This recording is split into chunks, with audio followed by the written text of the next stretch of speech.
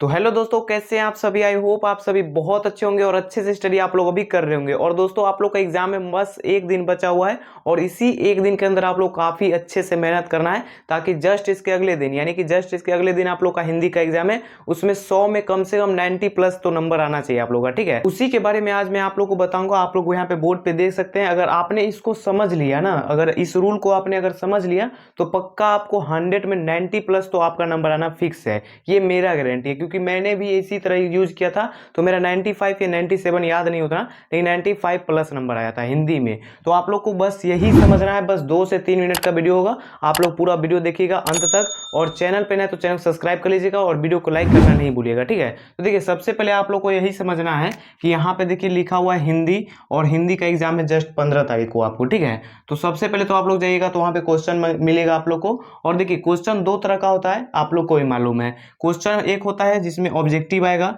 और दूसरे में आप लोग को मतलब सब्जेक्टिव का एग्जाम होगा। यानी कि क्वेश्चन एक ही रहता है, उसमें ऑब्जेक्टिव और सब्जेक्टिव होता है, 2 टाइप का होता है। ठीक है, तो देखिए एक हो गया ऑब्जेक्टिव, एक हो गया सब्जेक्टिव, दोनों मिला के 100 नंबर का क्वेश्चन होता है। ठीक है, अब देखिए कहाँ से कितना क्वेश्चन पूछता है वो आप लोग अच्छे से समझ लीजिए। ठीक है, देखिए ऑब्जेक्टिव में भी 2 टाइप होते हैं। पहला है हमारे पास बुक, यानी कि हिंदी जो 2 बुक है हमारे पास, एक गोधोली है और एक वर्णिका है। तो गोधोली से देखिए 40 या 45 क्वेश्चन आप लोगों को गोधोली और वर्णिका दोनों बुक मिला के यानी 40 से 45 नंबर मतलब क्वेश्चन पूछेगा। यानी 40 से 45 क्वेश्चन दोनों बुक मिला के आ गया।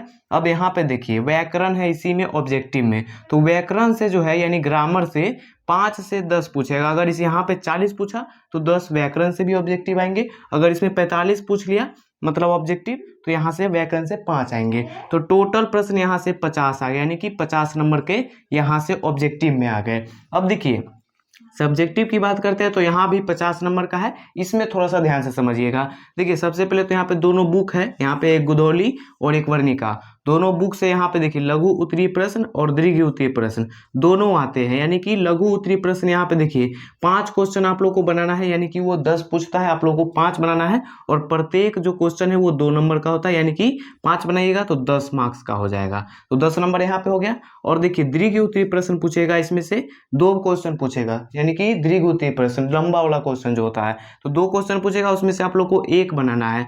और 1 बनाइएगा वो 5 नंबर का होगा, तो 5 नंबर यहाँ पे हो गया। तो टोटल हो गया 10 5 15 नंबर। तो देखिए 15 नंबर तो यहाँ पे हो गया, मतलब सब्जेक्टिव की बात कर रहे हैं यहाँ पे गोधोली और वर्णिका बुक की। और व्याकरण में देखिए यहाँ पे व्याकरण में देखिए 35 नंबर यहाँ पे है, 15 यहाँ पे है ना बुक से, तो 35 नंबर यहाँ पे है। इसको आप लोग समझिए। देखिए पहला है गद्यांश, गद्यांश और पद्यांश आएंगे, उसमें आप लोग को 20 नंबर आएगा, यानी कि 20 नंबर का गद्यांश और पद्यांश पूछता है। तो गद्यांश ये सब जो होता है ना बहुत आसान होता है। वहां पे आप लोग को लिखा हुआ गद्यांश आप लोग को पढ़ के और बस यहाँ पे आंसर दे देना है। यानी कि आप लोग गद्यांश पढ़िएगा और नीचे 5 क्वेश्चन होगा, उसको आप लोग को आंसर देना है। 5 दूनी 10 नंबर वहां पे, और एक पेज और मतलब अगले पेज में फिर वहां पे गद्यांश होगा, फिर वहां पे गद्यांश पढ़िएगा, और फिर यहाँ पे जो है ना 5 नंबर वहां मतलब 10 नंबर वहां पे, तो 20 नंबर वहां पे हो गए।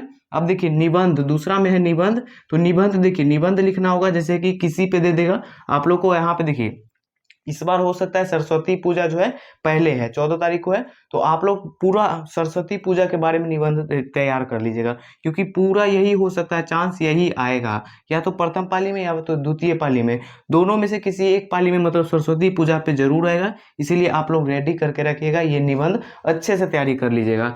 10 नंबर का पूछता है, इसमें से कम तो 7-8 नंबर लाना ही है।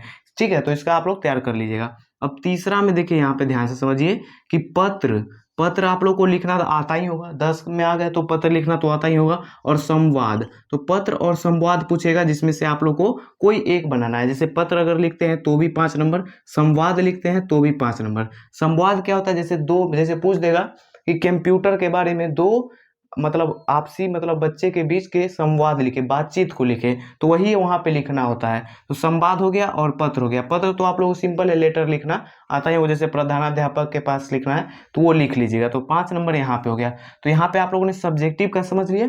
अब देखिए कहाँ से कितना नंबर आप लोग को लेना है। तो देखिए यहाँ पे तो ऑब्जेक्टिव की मैं बात करता हूँ, तो 40 से 45 यहाँ पे आएगा। तो इसमें से कम तो आप लोग को देखिए अगर 40 अगर किताब से अगर पूछ दिया तो यहाँ पे कम से कम तो आप लोग को जो है ना 35-36 नंबर आना चाहिए। 1-2 गलत हो जाए कोई बात नहीं, लेकिन 35-36 नंबर कम से कम आना चाहिए। तो यहाँ पे मान लेते हैं 35 नंबर, 35 मान लिए यहाँ पे, और यहाँ पे 5 आए तो यहाँ पे 5 नंबर मान लेते हैं, यहाँ पे 3 नंबर मान लेते हैं। तो 35 3 38 हो गया, तो यहाँ पे इसको 38 कर देते हैं, ठीक है। और यहाँ पे देखिए ये ऑब्जेक्टिव खत्म, अब सब्जेक्टिव में आइए। सब्जेक्टिव में देखिए यहाँ पे 15 नंबर का है, कम से कम देखिए यहाँ पे जो है 15 नंबर में से आप लोगों को कितना, लघु उत्तरीय प्रश्न में 10 नंबर है, कम से कम तो इसमें 8 नंबर तो लाना ही है, तो 8 यहाँ पे मान लेते हैं। दीर्घ उत्तरीय में 5 नंबर मतलब लिखिएगा 5 नंबर ये, तो वहाँ पे कम से कम तो 3 नंबर जरूर आ जाएगा, कम से कम बोल रहे हैं। तो 8 3 हो गया 11, तो 11 यहाँ पे आ गया।